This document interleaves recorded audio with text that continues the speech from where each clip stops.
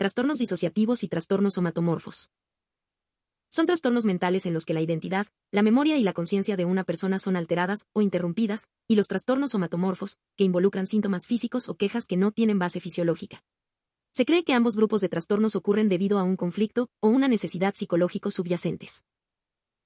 Los trastornos disociativos, amnesia disociativa, fuga disociativa, trastorno de despersonalización y trastorno de identidad disociativo, personalidad múltiple.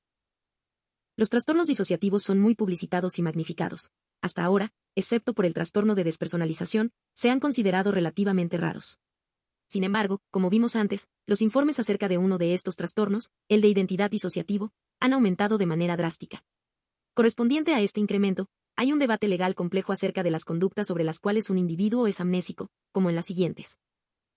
Una terapeuta afirmó que una de las 24 personalidades de su cliente fue quien la secuestró y se tomó libertades sexuales con ella, y que la personalidad principal no era responsable. Un hombre fue acusado de violar a una mujer con múltiples personalidades cuando una de estas que no dio su consentimiento presentó el cargo. Una mujer de Carolina del Sur con 21 personalidades que atravesaba por un divorcio afirmó que ella no había cometido adulterio y que había intentado detener a la personalidad responsable, Rosie, de involucrarse en una aventura extramarital. Amnesia disociativa.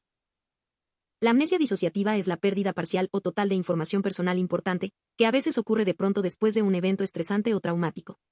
Aunque la amnesia también puede ser causada por golpes, consumo de sustancias y otras condiciones médicas, la amnesia disociativa es el resultado de factores psicológicos.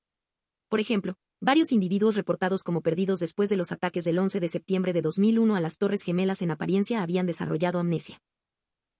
Un individuo afectado puede ser incapaz de recordar datos como su nombre, dirección o los nombres de sus parientes, y aún así recordar las necesidades de la vida diaria, como leer, escribir y manejar.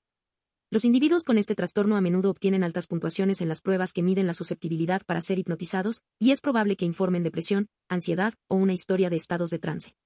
Hay 5 tipos de amnesia disociativa: localizada, selectiva, generalizada, sistematizada y continua. Varían en términos del grado y el tipo de memoria que se pierde.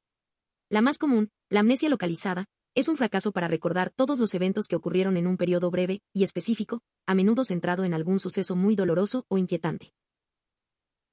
La amnesia selectiva es la incapacidad para recordar ciertos detalles de un incidente.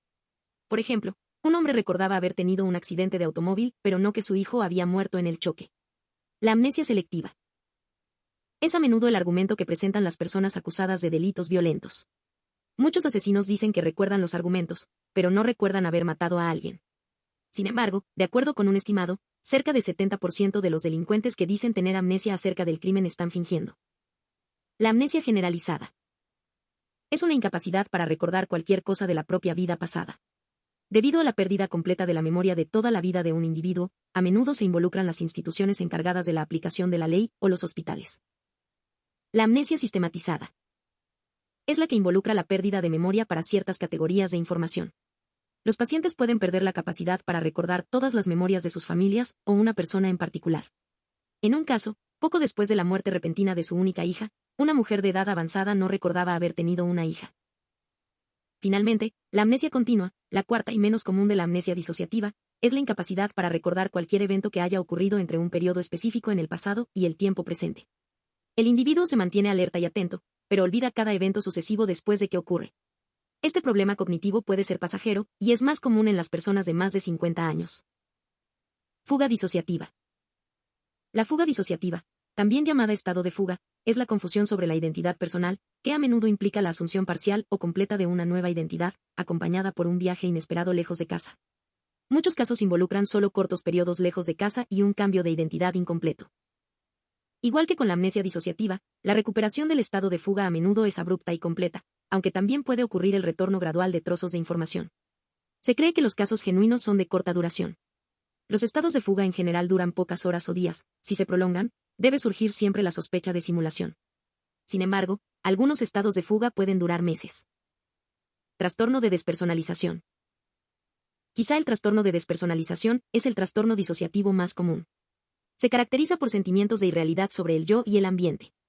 Preguntas como, ¿a últimas fechas has tenido la sensación de que las cosas alrededor de ti no son reales? ¿O alguna vez te has sentido irreal, que no eras una persona, y que no vivías en el mundo real? Se usan para investigar este trastorno.